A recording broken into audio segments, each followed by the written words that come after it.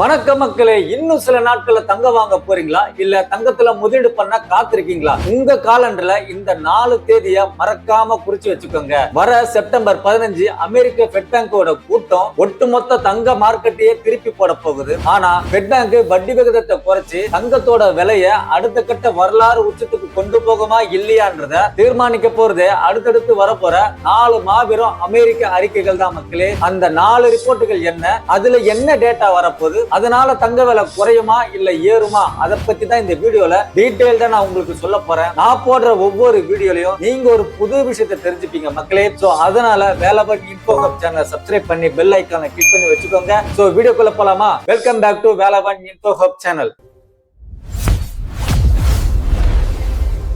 மக்களே, நீங்க கேட்ட தங்க விலை குறையுமா இல்ல ஏறுமா அதை பத்தி சொல்ற வீடியோ தான் இது. அதனால வீடியோவை கடைசி வரைக்கும் ஸ்கிப் பண்ணாம பாருங்க. நான் 4 ரிப்போர்ட்டை பத்தி இந்த வீடியோல சொல்ல போறேன். ஏன் அந்த 4 ரிப்போர்ட்டை பத்தி சொல்ல போறேன்னா, வரப்போற செப்டம்பர் 15 ஃபெட் பேங்க் வந்து இன்ட்ரெஸ்ட் ரேட்டை குறைக்குமா இல்ல ஏத்துமா அப்படின்ற முடிவு எடுப்பாங்கல்ல, அதுக்கு இந்த 4 ரிப்போர்ட் எப்படி வருது அதை பொறுத்துதான் இருக்கு மக்களே. அதனாலதான் இந்த வீடியோல இந்த 4 ரிப்போர்ட்டுகளை பத்தி நான் பேசுறேன். முதல் ரிப்போர்ட் ஆகஸ்ட் 26, அதாவது நாளைக்கு அமெரிக்காவோட ஜிடிபி ரிப்போர்ட் வரப்போகுது. போன மாசம் வந்த, அதாவது ஜூலை மாசம் வந்த ஜிடிபி ரிப்போர்ட்ல வந்து அமெரிக்காவோட பொருளாதாரம் ரொம்பவே கம்மியா, அதாவது 1.5% ரேஞ்சில தான் குறைஞ்சு வந்திருக்குது. அதே மாதிரி நாளைக்கு வரப்போற அந்த ரிப்போர்ட்ல வந்து 1.5 இல்லைன்னா அதுக்கு கீழே தான் வர வாய்ப்பு இருக்குதா உலக வல்லுநர்கள் வந்து கணிச்சு சொல்றாங்க. இப்படி அமெரிக்காவோட பொருளாதாரம் குறைஞ்சிட்டே வந்திருந்தா அமெரிக்கா ஃபெட் பேங்க் வந்து இன்ட்ரெஸ்ட் ரேட்டை குறைச்சே ஆகணும். இங்கதான் ஒரு முக்கியமான விஷயம் இருக்கு மக்களே. ஃபெட் பேங்க் இந்த விஷயத்துல வட்டி விகிதத்தை குறைக்கணும்னா, வட்டி விகிதம் அதிகமா இருக்கும்போது மக்கள் என்ன பண்ணுவாங்கன்னா லோன் வாங்க மாட்டாங்க. லோன் வாங்கி காரு வீடு எல்லாம் எதுவும் வாங்க மாட்டாங்க. அதனால மக்கள் கிட்ட பணப்புழக்கம் ரொம்பவே கம்மியா இருக்கும். தொழிற்சாலைகளை வந்து புது முதலீடு வந்து எதுவுமே செய்ய மாட்டாங்க. சோ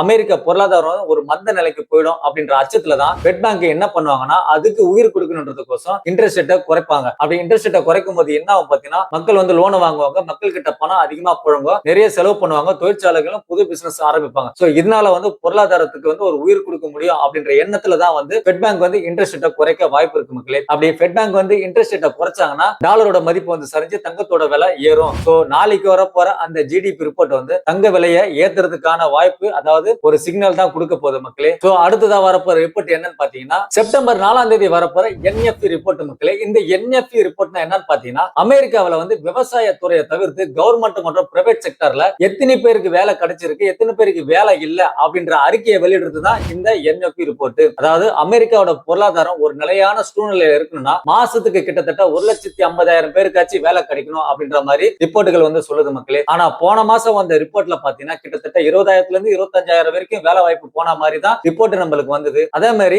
செப்டம்பர் 4ஆம் தேதி வரப்போற அந்த என்எஃப்இ ரிப்போர்ட்லயே வந்து வேலை வாய்ப்பு குறைவா தான் வரும் அப்படின்ற மாதிரி உலக வல்லுநர்கள் வந்து கணிச்சு சொல்லியிருக்காங்க. அப்படி வேலை வாய்ப்பு ரிப்போர்ட் வந்து கம்மியா வரும்போது என்னவும் பாத்தீங்கன்னா, மக்களுக்கு வந்து வேலை இல்லாம போகும், மக்கள் கையில பணம் இல்லாம போகும், மக்கள் கிட்ட பணம் இல்லைன்னா அவங்க செலவு பண்ண மாட்டாங்க, அமெரிக்காவோட பொருளாதாரம் வந்து மந்த நிலையில போயிடும் அப்படின்ற பயத்துல ஃபெட் பேங்க் வந்து இன்ட்ரெஸ்ட் ரேட்டை குறைக்க வாய்ப்பு இருக்கு அப்படின்ற மாதிரி உலக வல்லுநர்கள் சொல்றாங்க. அப்படி ஃபெட் பேங்க் வந்து இன்ட்ரெஸ்ட் ரேட்டை குறைச்சானா என்னவா, டாலரோட மதிப்பு சரியும், தங்கத்தோட விலை டாப்ல போகும். சோ இரண்டாவது சிக்னல் வந்து தங்கத்தோட விலையை உயர்த்த தான் போகுது அப்படின்ற மாதிரி நம்மளுக்கு சொல்லுது. அடுத்ததா செப்டம்பர் 10 மற்றும் 11ஆம் தேதி வரப்போற பிபிஐ மற்றும் சிபிஐ ரிப்போர்ட் தான் அமெரிக்க ஃபெட் பேங்க் வந்து இன்ட்ரெஸ்ட் ரேட்டை ஏத்த போறாங்களா இல்ல குறைக்க போறாங்களா அப்படின்ற முடிவு எடுக்கிறதுக்கு தேவையான முக்கியமான ரிப்போர்ட் மக்களே. அதாவது செப்டம்பர் 10ஆம் தேதி வரப்போற பிபிஐ ரிப்போர்ட்னா என்னன்னு பாத்தீங்கன்னா, அமெரிக்க தொழிற்சாலைகள்ல காரு, சோப்பு, பிஸ்கட் போன்ற பொருட்கள் தயாரிக்கிறதுக்கு தேவைப்படுற மூலப்பொருட்கள், மின்சாரம் மற்றும் அதை பேக்கிங் பண்றாங்களா, இதோட செலவுலாம் எவ்வளவு, அதாவது உற்பத்தி செலவு எவ்வளவு அப்படின்றத அறிக்கையை விடுறது தான் இந்த பிபிஐ ரிப்போர்ட் மக்களே. இந்த பிபிஐ ரிப்போர்ட்டை வச்சு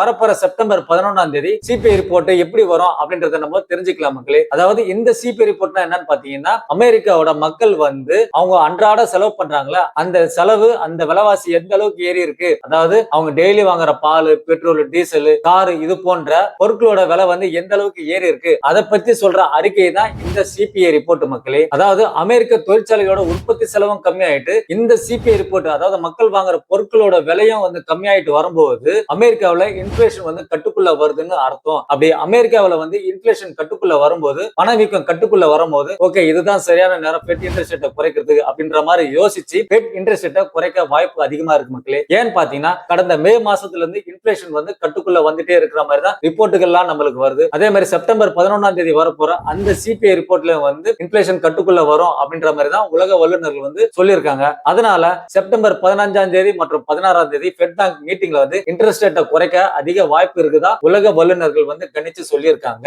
அதாவது மக்களே, நாளைக்கு ஆகஸ்ட் 26ஆம் தேதி வரப்போற ஜிடிபி ரிப்போர்ட், செப்டம்பர் 4ஆம் தேதி வரப்போற என்எஃப்இ ரிப்போர்ட், செப்டம்பர் 10ஆம் தேதி வரப்போற பிபிஐ ரிப்போர்ட், செப்டம்பர் 11ஆம் தேதி வரப்போற சிபிஐ ரிப்போர்ட், இந்த எல்லா ரிப்போர்ட்டும் நம்மளுக்கு என்ன சொல்லுதுன்னு பாத்தீங்கன்னா, அமெரிக்கா ஃபெட் பேங்க் வந்து இன்ட்ரெஸ்ட் ரேட்டை குறைக்க வாய்ப்பு அதிகமா இருக்குதா அப்படின்ற மாதிரி தான் நம்மளுக்கு ரிப்போர்ட் சொல்லுது மக்களே. அப்படி அமெரிக்கா ஃபெட் பேங்க் வந்து வரப்போற செப்டம்பர் 15ஆம் தேதி இன்ட்ரெஸ்ட் ரேட்டை குறைச்சாங்கன்னா கண்டிப்பா தங்க விலை மறுபடியும் புதிய உச்சத்தை நோக்கி தான் போகும் மக்களே. நான் எவ்வளவு தேடி பார்த்தேன் தங்க விலை குறைய ஏதாவது வாய்ப்பு இருக்கான்னு. ஆனா இந்த ரிப்போர்ட்டுகள் எல்லாமே வந்து தங்கத்தோட விலையை உயர்த்த தான் வாய்ப்பு இருக்கு அப்படின்ற மாதிரி தான் நம்மளுக்கு சிக்னல் கொடுக்குது மக்களே. இந்த தங்க விலை குறையணும்னா என்ன நடக்கணும்னு பாத்தீங்கன்னா, அமெரிக்கா ஃபெட் பேங்க் வந்து இன்ட்ரெஸ்ட் ரேட்டை ஏத்துனாதான் இந்த தங்க விலை குறைய ஒரு வாய்ப்பு இருந்தது. ஆனா அது நடக்கவும் இப்ப வாய்ப்பு இல்லாத மாதிரி தான் இந்த டீடைல் தான் நம்மளுக்கு சொல்லுது மக்களே. ஒருவேளை தங்க விலை டமால்னு குறையணும்னா என்ன நடக்குன்னு பாத்தீங்கன்னா, அமெரிக்கா ஈரான் போர் வந்து 3வது உலக போரா மாறினாதான் இந்த தங்க விலை வந்து குறையுமான்னு கேட்டீங்கன்னா, அதுக்கும் வந்து மதில் மேல் பூனை என்ற கணக்குல தான் நான் உங்களுக்கு பதில் சொல்லணும். ஏன்னு பாத்தீங்கன்னா, அமெரிக்கா ஈரான் போர் வந்து பெருசா வெடிச்சு 3ஆம் உலக போர் போச்சுன்னா தங்க விலை மறுபடியும் தாறுமாறா எகிறதுக்கு தான் வாய்ப்பு இருக்கு. ஏன்னு பாத்தீங்கன்னா, உலகத்துல வந்து ஏதாவது ஒரு போர் பதற்றம் வந்து பெருசா வெடிக்கும் போது உலகத்துல இருக்கிற பெரிய முதலீட்டாளர்கள் இருந்து சாமானிய மக்கள் வரைக்கும் எல்லாம் வந்து உடனே சேஃபா இருக்க தான் பார்ப்பாங்க. அப்படி சேஃபா இருக்க பார்க்கும்போது எல்லாருமே தஞ்சம் புகுற ஒரு இடம் எதுன்னு பாத்தீங்கன்னா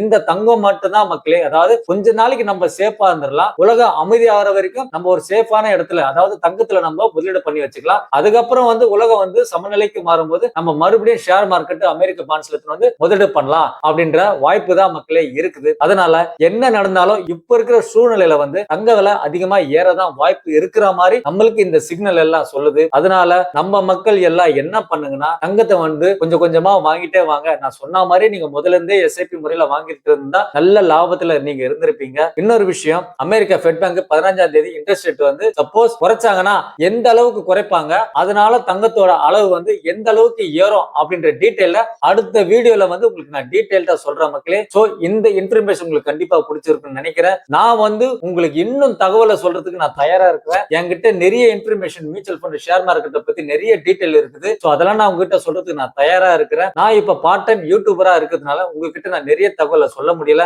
அதனால பார்ட் டைம் யூடியூப்ல இருந்து ஃபுல் டைம் யூடியூபரா மாறுது உங்க கையில தான் இருக்கு மக்களே. நீங்க எனக்கு எந்த அளவுக்கு சப்போர்ட் பண்றீங்களோ அந்த அளவுக்கு தான் நான் வந்து ஃபுல் டைம் யூடியூபரா மாறி நான் வந்து உங்களுக்கு வந்து டெய்லி டேட்டா நான் வந்து கொடுத்துட்டே இருப்பேன். ஷேர் மார்க்கெட்னா என்ன, மியூச்சுவல் ஃபண்ட்ல எப்படி முதலீடு பண்ணலாம் அப்படின்ற மாதிரி யாரும் சொல்லாத தகவலால் நான் வந்து உங்களுக்கு நான் கண்டிப்பா நான் சொல்லுவேன். அதனால நீங்க எனக்கு கொஞ்சம் சப்போர்ட் பண்ணுங்க. நீங்க சப்போர்ட் பண்ணீங்கன்னா நீங்களும் வந்து நல்லா இருப்பீங்க மக்களே. இது சத்தியம், உண்மை. மீண்டும் அடுத்த இன்ஃபர்மேஷன்ல நான் வந்து உங்களை சந்திக்கிறேன். அதுவரை உங்களிடம் விடைபெறுவது உங்கள் வேலவன். Tata, by by.